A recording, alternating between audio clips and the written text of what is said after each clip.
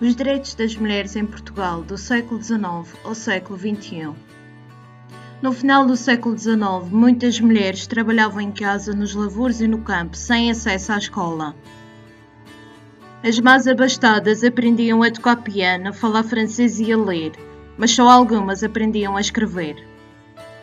Algumas mulheres foram trabalhar para fábricas, quase sem direitos e muitas vezes com as suas crianças. A 8 de março de 1857, deu-se a primeira greve feminina por melhores condições de trabalho numa fábrica de tecidos em Nova Iorque. A polícia reprimia a greve e muitas tecelãs morreram. Este evento foi um dos que deram origem ao Dia Internacional das Mulheres. A primeira mulher que se licenciou em medicina em Portugal foi Elisa Augusta de Andrade, em 1889. Em 1897, em Inglaterra, as sufragistas começaram a lutar pelo direito ao voto e por mais direitos para as mulheres. Enfrentaram o poder, a polícia e muitos maridos. Foram agredidas, presas, fizeram greve de fome e muitas morreram. Conquistaram o direito ao voto em 1918 e em 1925 o poder sobre os filhos. Em 1910, numa Conferência Internacional de Mulheres, decidiu-se que o Dia das Mulheres seria celebrado a 8 de março. Mas apenas em 75 é que a ONU passou a celebrar a data, 65 anos depois. Em 1910, com a instauração da República, o divórcio tornou-se legal em Portugal. Em 1911, Carolina Beatriz Ângelo desafiou a lei e foi a primeira mulher a votar em Portugal por ser chefe de família. Em seguida, os republicanos alteraram a lei de forma que só os homens chefes de família pudessem votar. Regina Quintanilha foi a primeira mulher a se licenciar em Direito em Portugal em 1913. Mas só a partir de 1918 é que as mulheres puderam exercer a advocacia em Portugal. Em 1926, no início do Estado Novo, as mulheres passaram a poder lecionar em liceus masculinos. Em 1931, tiveram direito a votar mulheres com ensino secundário superior. Aos homens, bastava saber ler e escrever. Em 1946, o direito ao voto foi alargado a funcionários do Estado que pagassem certos impostos. Em 1969, as mulheres passaram a poder transpor a fronteira portuguesa sem autorização do marido.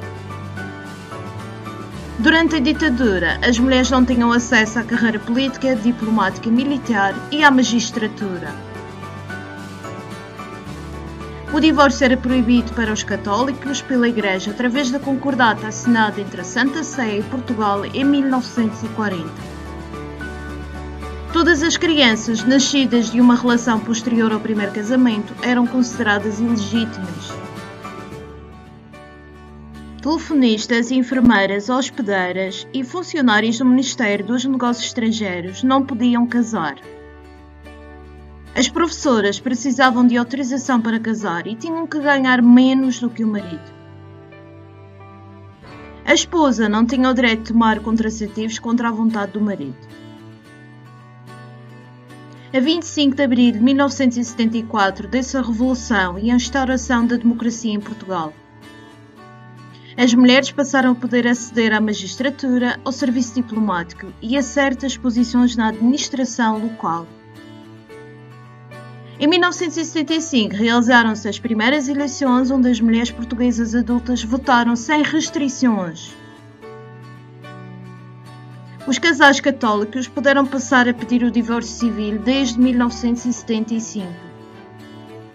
Em 1976 foi aprovada pela primeira vez uma licença de maternidade de 90 dias. O planeamento familiar surgiu em 1976 com consultas em centros de saúde públicos. A Constituição Portuguesa de 76 consagrou a igualdade entre mulheres e homens em todos os domínios. O direito do marido a abrir a correspondência da mulher só foi abolido em 1976. Em 1979 foi nomeada a primeira e única primeira-ministra em Portugal, Maria de Lourdes Pintacilgo. Em 1980, Portugal ratificou a Convenção da ONU sobre a eliminação de todas as formas de discriminação contra as mulheres. Em 2000, a violência doméstica em Portugal passou a ser crime público. Em 2007, foi despenalizada a interrupção voluntária da gravidez até às 10 semanas. Em 2010, foi legalizado o casamento entre pessoas do mesmo sexo. Em 2016, foi legalizada a adoção de crianças por casais do mesmo sexo. Ainda em 2016, as técnicas de procriação medicamente assistida foram alargadas a todas as mulheres. A luta das mulheres na Madeira nos últimos 40 anos. Em outubro de 74, as operárias bordados da Madeira conquistaram o seu sindicato. Conseguiram importantes reivindicações para o setor dos bordados. Em 1975, a grande manifestação do 1º de Maio foi encabeçada por mulheres. Em 1976, as bordadeiras de Casa da Madeira tiveram o direito de se sindicalizar. Em setembro de 1979, foi criado o Departamento de Mulheres da USAM. Teve um papel muito importante nas reivindicações das mulheres da Madeira. Em 1980, depois de uma grande concentração junto ao governo regional, o trabalho das bordadeiras foi regulamentado. Conquistaram-se importantes direitos para as bordadeiras da Madeira. Em 1997, as operárias costureiras da Zona Franca do Caniçal lutaram contra os despedimentos e pelo direito ao trabalho.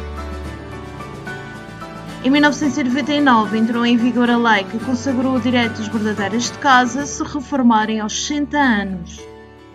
Muitas mulheres continuam a lutar para que os direitos nunca se percam, para que haja mais igualdade de género e porque vale a pena lutar.